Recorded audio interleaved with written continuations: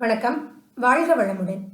இது வரைக்கும் நாம என்ன பார்த்துருக்குறோம்னா, அசோகவனத்துக்குள்ள சீதா தேவியை தேடி வரக்கூடிய அனுமன் சீதா தேவியினுடைய இருப்பிடத்தை பார்த்துடுறாரு. சீதா தேவி கிட்ட பேசிடுவோம்னு நினைச்சு வரக்கூடிய ஹனுமான் சீதா தேவியை சுத்தி அமர்ந்திருக்கக்கூடிய அரக்கிகள் தங்களது கட்டுக்காவல்களை அதிகப்படுத்துறத பார்க்கறாரு. இதனால சரி, இந்த நேரத்துல நம்ம போய் பேச வேண்டாம்னு நினைக்கிற ஹனுமான் அருகில் இருக்கக்கூடிய பெரிய மரத்தில் உள்ள ஒரு கிளையில அமர்ந்து கொண்டு கீழே என்ன நடக்குன்னு பார்க்க ஆரம்பிக்கிறாரு. அதே நேரத்துல சீதையை பார்க்கறதுக்காக அசோகவனத்துக்குள்ள இலங்கேஸ்வரனும் வாராப்ல. இதுக்கப்புறம் என்ன நடக்க போகுதுங்கிறத நம்ம காணொலி காட்சியில கேட்கலாம். அரக்கிகள் எல்லாம் ஒன்னா சேர்ந்து சீதா தேவிய பாடாப்படுத்திக்கிட்டு இருக்கிறாங்க, கொஞ்சம் பேர் மிரட்டிக்கிட்டு இருக்கிறாங்க. ஆனா சீதா தேவி இதற்கெல்லாம் எந்த பதிலும் சொல்லாம அமைதியா ஆனா சோகமே வடிவாக உட்கார்ந்துருக்கிறாங்க. இதையெல்லாம் பார்த்துக்கிட்டு இருக்கிறான் ஹனுமன். அவனுக்கு சீதையினுடைய சகிப்பு தன்மையும் பொறுமையும் புரியுது. உடனே நினைக்கிறான், சீதா தேவி ஸ்ரீராமனுக்கு ஏற்ற மனைவியேன்னு. இவளை எவ்வளவு பாராட்டினாலும் தகும். யார பாராட்டுறது? பூமியில் பிறந்த பூமாதேவியின் அவதாரம் அல்லவா, அதனாலதான் இவ்வளவு பொறுமையா இருக்கிறாளோ. இந்த பொறுமைக்காகவே இந்த தாயை போற்றலாமேன்னு யோசிக்கிறான்.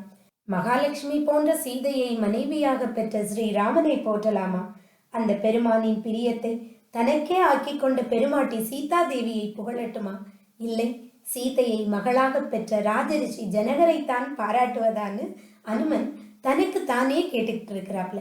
பஞ்சாக்கினி நடுவில் இருந்து உண்ணாமல் உறங்காமல் பலவிதமான தவங்களை பஞ்ச இந்திரியங்களையும் மனதையும் அடக்கணுங்கிறதுக்காகவே செய்யறாங்க. மிக உயர்ந்த குலத்தில் தோன்றி செல்லமாக வளர்க்கப்பட்டு சிறப்புமிக்க குலத்தில் சக்கரவர்த்தி குடும்பத்தில் முறைப்படி வாழ்ந்த சுகுமாரி சீதை இப்படி கொடிய அரக்கனால் கொண்டு வரப்பட்டு அரக்கியர் நடுவே கடும் சோதனையில் சோகத்தில் கூட புடம் போட்ட தங்கமாய் விளங்குகின்றாளே. இவளின் பொறுமை என்னும் தவத்திற்கு எது ஈடுன்னு நினைக்கிறாரு ஹனுமான். இப்படி ஹனுமான் நினைச்சுக்கிட்டு இருக்கும் போதே பொழுது விடிய ஆரம்பிக்குது. பொழுது விடியும் பொழுதே அரக்கன் ராவணன் 10 தலைகளோட சீதா தேவியின் நினைவாகவே அசோகவனத்துக்குள்ள காலடி எடுத்து வச்சு நடந்து வராரு. அசோகவனத்துக்குள்ள வரக்கூடிய ராவணன் கூட தேவலோக பெண்கள் நடந்து வராங்க. முக்கியமா ஊர்வசி, திலோத்தமை, மேனகை, ரம்பா இவங்க எல்லாரும் சேர்ந்து வராங்க. ஊர்வசி உடைவாளை எடுத்துக்கிட்டு வாரா, திலோத்தமை நறுமண தூபத்தை பிடிச்சுக்கிட்டு வாரா, மேனகை தாம்பூலத்தை மடிச்சு கொடுத்துட்டு வாரா.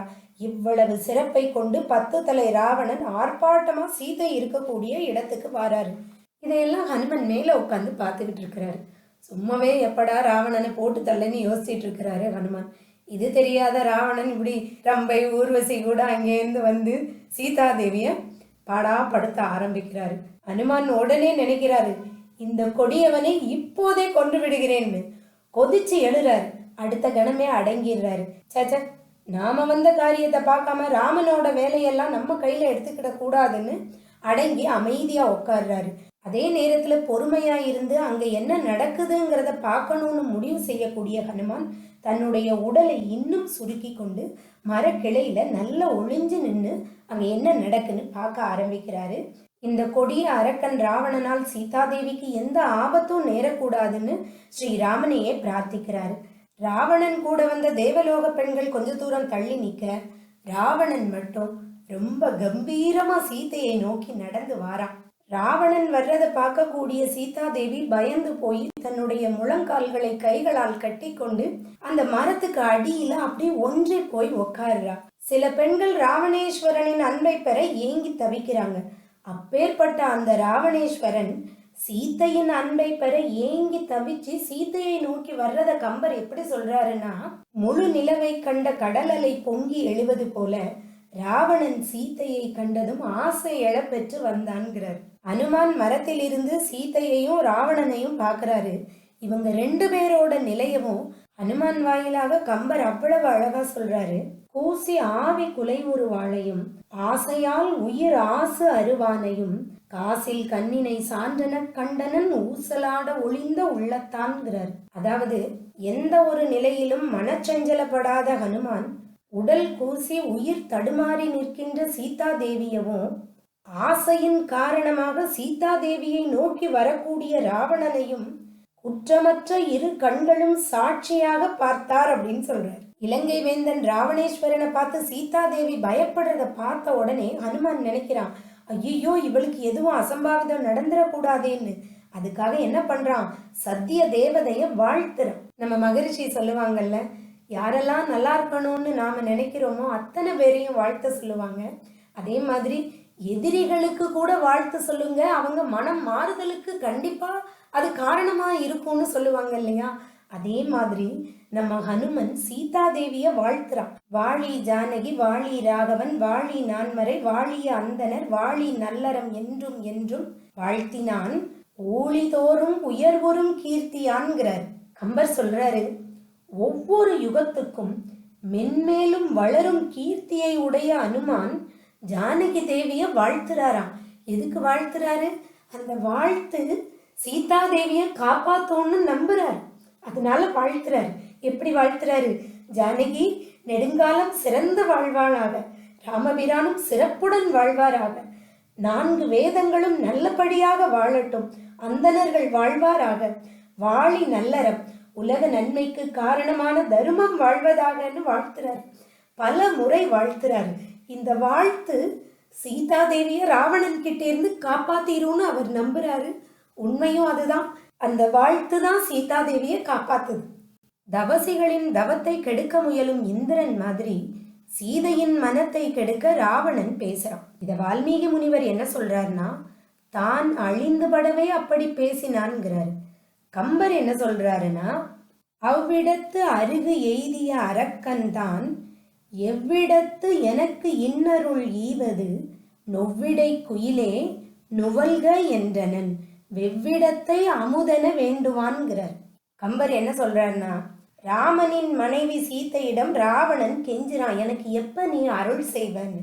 அடுத்தவன் மனைவியான சீதையை, அதாவது நஞ்சான அவளை அமுதம்னு நினைச்சு நாடுறான் இந்த ராவணன்கிற அறிவு கட்டவன்னு திட்டுறாரு நம்ம கம்பர். சீதா தேவியினுடைய மனதை மாற்றுவதற்காக ராவணன் எதமா பதமா பேசுறான். ஆனா அதுவோ அவளுக்கு கர்ண கொடூரமா இருக்கு. அவ பதிலே பேசல. உடனே ராவணன் சொல்றான், யாராவது ஏதாவது பேசுவாங்கன்னோ பிறருக்கு பயந்தோ நீ எதுவும் சொல்லாம இருக்க வேணாம், நீ ஒன்னும் கவலைப்படாத, இங்க எந்த மனுஷனும் வர முடியாது, அரக்கர்கள் யாரும் என்னைய எதிர்த்து நிக்க மாட்டாங்க, அடுத்தவனோட மனைவியை கவர்ந்துட்டு வந்துட்டானேன்னு யோசிக்கிறியா, இங்க பாரு நான் ஒன்னும் அத்துமீறல, அடுத்தவனோட மனைவியை அபகரிக்கிறது எங்க குல வழக்கம், அதனால நீ என்னைய தப்பாலாம் நினைச்சுக்கிடாதன்னு அவ காலில் விழுந்து கெஞ்சுற மாதிரி கெஞ்சுறான். ஆனா அதுக்கும் சீதா தேவி பதில் சொல்லல. சரி, அவதான் ஒன்றும் பேசலையே, நாமளாச்சும் பேசுவோம், நாம பேசுறது அவ காதுல விழட்டுமே, எப்படியாச்சும் மனசு மாறிடாதான்னு நம்புறான். நீ இப்படி சோகமா இருக்கிறது என் மனசுக்கு ரொம்ப கஷ்டமா இருக்கு, நீ என்னைய நம்பலாம், உன்னுடைய அனுமதியின்றி நான் உன்னை தொடமாட்டேன்னு சொல்லக்கூடிய ராவணன் சீதா தேவிய அலங்காரம் பண்ணிக்கோன்னு கெஞ்சுறான். இலங்கையில் இல்லாதது என்ன? நல்ல ஆடை, பொன்மணி ஆபரணங்கள், சுவைமிக்க உணவு, இதமான படுக்கை, பாட்டு, நடனம் எல்லாமே இருக்கு, இது எல்லாமே உனக்கு தான்னு அர்ப்பணிக்கிறான். எனது என்று இருப்பது அனைத்தும் உனக்கேங்கிறான். இப்படி ராவணன் சொல்ற எதுக்குமே சீதா தேவி பதிலே சொல்லல. உன்கிட்டெல்லாம் பேசி என்னைய நான் திறந்தாழ்த்திக்க முடியாதுன்னு சொல்லிட்டு சீதா தேவி ரொம்ப அமைதியா இருக்கிறான். இதையும் ராவணன் தனக்கு சாதகமா எடுத்துக்கிறான். சீதா தேவி கிட்ட ஸ்ரீராமனை பத்தி பேச ஆரம்பிக்கிறான். என் செல்வம் என்ன, புகழ் என்ன, உன் கணவன் ராமனோ நாடு இழந்தவன், அவன் எங்க அலையிறானோ, இப்ப இருக்கானா இல்லையா எதுவும் தெரியல, அவனால உனக்கு எந்த பயனும் கிடையாது. ராமன் தவத்திலோ பலத்திலோ வீரத்திலோ உடல் ஒளியிலோ வெற்றி புகழிலோ எதுலையுமே எனக்கு ஈடு கிடையாது. குபேர செல்வங்களை எல்லாம் நான் உனக்கு தாரேன், அந்த ஐஸ்வர்யத்தோட சேர்த்து நீ என்னையும் எடுத்துக்கோன்னு சீதையின் காலில் விழுந்து மன்றாடுறான் ராவணன். ராவணன் இப்படி பைத்தியகாரத்தனமா பேசுறத ஹனுமனும் மரத்துக்கு மேலே இருந்து கேட்டுட்டு இருக்கிறாரு. ராமனை பழித்து அரக்கன் பேசிய போது அனுமானுக்கு அப்படி ரத்தம் கொதிக்குது. ராமனை பார்த்திராத போதே தற்பெருமையில் தரிகட்டு பேசக்கூடிய இந்த ராவணனை கொல்லணுங்க கூடிய அளவுக்கு கோபம் வருது ஹனுமானுக்கு. ஆனா அடுத்தால என்ன நடக்குதுங்கிறத கவனிக்கலுமேங்கிறதுனால தனக்கு உண்டான கோபத்தையும் அடக்கிட்டு உட்கார்ந்துருக்கிறாரு ஹனுமான். ராவணன் என்னவோ உளர்றத உளறிட்டு போட்டோன்னு அமைதியா இருக்கிறா சீதாதேவி. ஆனா இனிமேல் அவளால அமைதியா இருக்க முடியுமா? ஏன்னா ராவணன் ராமனை இழித்து பேசுறான். உடனே சீதாதேவி என்ன பண்றா, பக்கத்துல இருக்கக்கூடிய புல்ல கிள்ளி கீழே போடுறா. அதாவது ராவணன் இந்த ஓரறிவு உயிருக்கு சமம்னு சொல்லாம சொல்றான். ஒன்னெல்லாம் முகம் கொடுத்து பார்த்து பேசி என்னோட தரத்தை தாழ்த்திக்க முடியாதுன்னு அந்த புல்ல பார்த்து பேச ஆரம்பிக்கிறா சீதையம்மா. சீதாதேவி என்ன பேசினாங்கிறத நம்ம நாளைக்கு கேட்கலாம். இங்க ஒரு தடவை எல்லாரும் சத்தமா ஸ்ரீராம ஜெயம் சொல்லுங்க கேட்கலாம். ராம ராம ஜெய சீதா ராம ஜெய ராம ராம ஜெய ராம். ராம ராம ஜெய சீதா ராம ஜெய ராம ராம ஜெய ராம். ராம ராம ஜெய சீதா ராம ஜெய ராம ராம ஜெய ராம். இந்த காணொளியை கண்டு பயனடைந்த அனைவரும் வாழ்வில் மகிழ்ச்சியாகவும் செல்வச் செழிப்போடும் வாழ்வீராக. வாழ்க வளமுடன்.